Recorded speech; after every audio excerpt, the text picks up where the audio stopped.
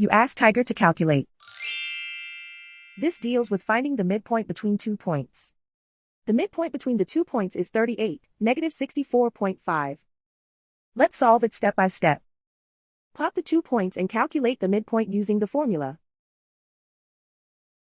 The coordinates of point 1 are, x1 equals 6, y1 equals negative 31. The coordinates of point 2 are, x2 equals 70, y2 equals negative 98. PM represents the midpoint of the 2 points.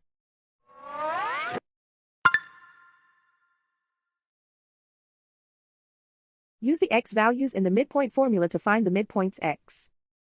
x1 equals 6.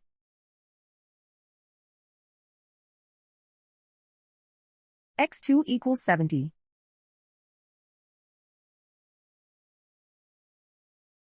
Simplify the arithmetic.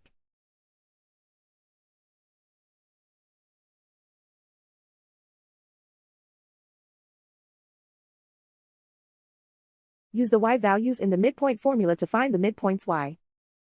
y1 equals negative 31. y2 equals negative 98. Simplify the arithmetic.